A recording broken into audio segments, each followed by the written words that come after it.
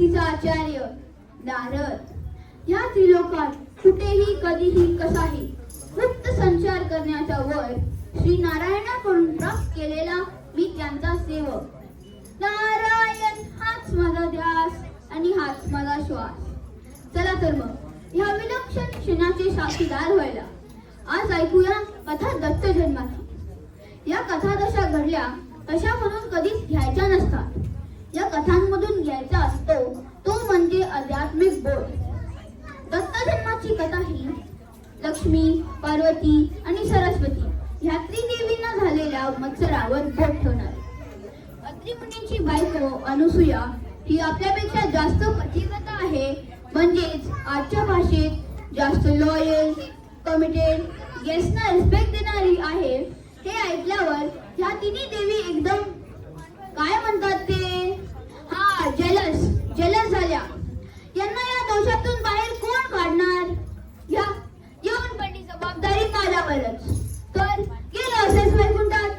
नारायण नारायण नारायण।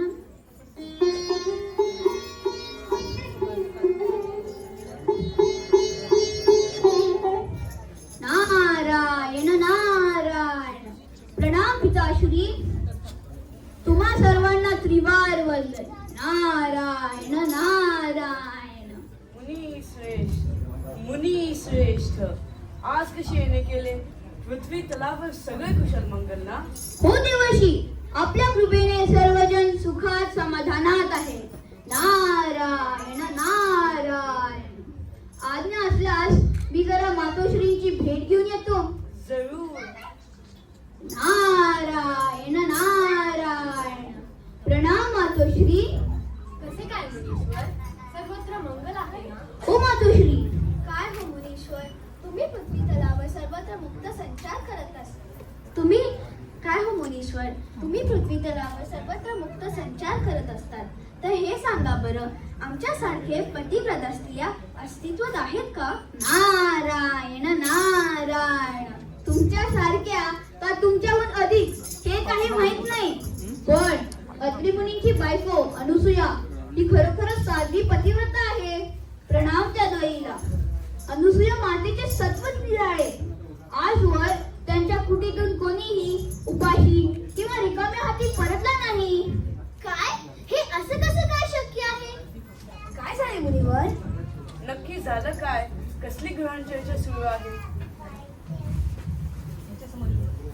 तुम्ही आत्ताच्या आत्ता पृथ्वी तलावर जावे आणि अत्रि मुनींची पत्नी अनुसूयेचे सत्वहरण करावे। हो खरंय, हे स्थान आणि महत्व आम्हा त्रिदेवीचे आहे भगवान। मी तुम्हाला त्यांच्याकडनं काय मागायचे तेही सांगते।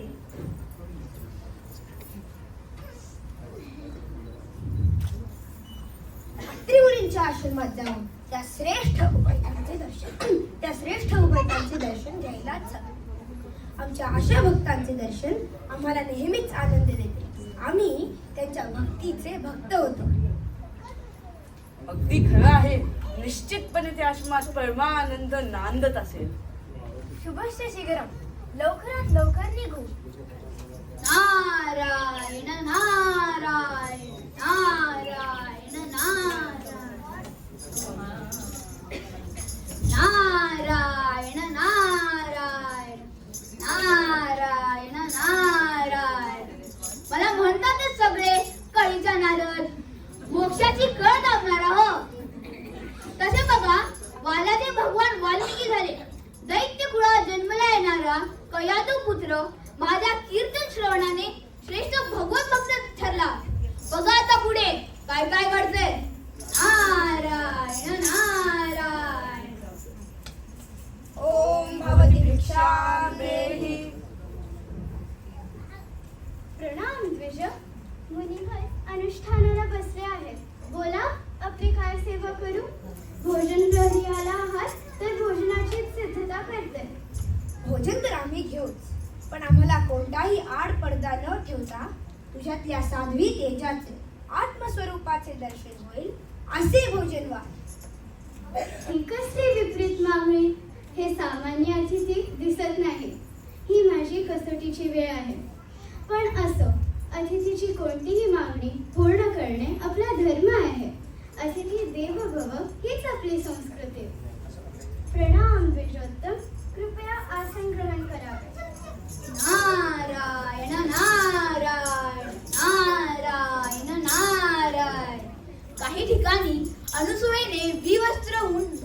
वाढावे याचा विपरीत अर्थ काढला जातो. साक्षात भगवंताला कशी असेल हो देहबुद्धी, आणि त्यांनाही अशी विपरीत मार्गाने का पूर्ण करावी वाटेल? ते तर भक्तीचे भुकेले. अनुसूया माता पण पवित्र मनाची. ही तिची परीक्षेची वेळ आहे हे तिने ओळखले व अत्री मुनींचे चरण तीर्थ त्यांच्यावर शिपडले. तिने देवांची लहान बाळे झाली. नारायण नारायण. भोजन तयार आहे. मी तुमची मागणी पूर्ण करते. फक्त हे तेजाचे रूप सहन व्हायला तुमची दृष्टी निरागस बाळकाची असणे आवश्यक आहे.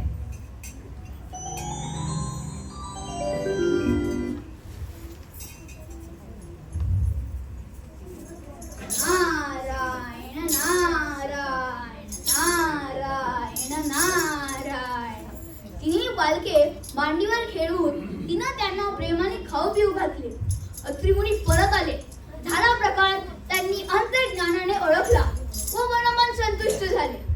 पण त्याच बरोबर विचारात पडले की ब्राह्मणाला चालवणारे असे इथे राहतील तर कसे होणार? ही तर पुन्हा एकदा माझी जबाबदारी. वैकुंठलोकी गेलो. नारायण नारायण नारायण नारायण.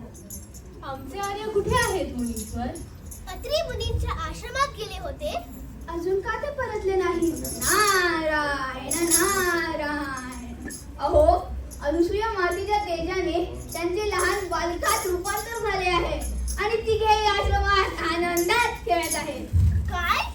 लहान बालकी झाली आहे? हे असं कसं झालं? चला जाऊन बघूया. चला चला.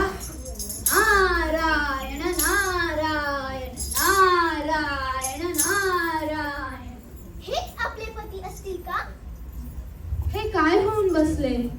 माते, आमच्या पतिदेवाची यातून सुटका कर. आम्हाला माफ कर. आमचा दंभ दूर झाला. आम्हाला क्षमा करा. अहो थांबा थांबा, मला काहीच समजत नाहीये. थांबा, काळजी करू नका. मी यांना मूळ स्वरूपात परत आणतो.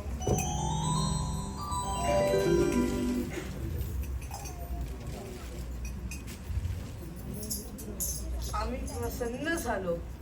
आम्हा तिघांचे पूर्ण सत्व असलेला पुत्र तुम्हाला प्राप्त होईल. तथास्तु. नारायण नारायण. पुढे अनुसूया व अत्री मुनींना मार्गशीर्ष महिन्यात गुरुवारी पौर्णिमेला संध्याकाळच्या वेळी पुत्र प्राप्ती झाली. देवाने दिलेला तो दत्त आणि अत्री मुनींचा पुत्र म्हणून अत्रेय असे ते दत्तात्रेय. तर या गोष्टीतून आपण बोध काय घ्यायचा? जेलसी कधीही करायची नाही, कारण त्याची काही ना काही शिक्षा मिळतेच. आणि कोणीही नेहमी चांगले वागले तर साक्षात अहो देवी त्यांची इच्छा पुरवतात.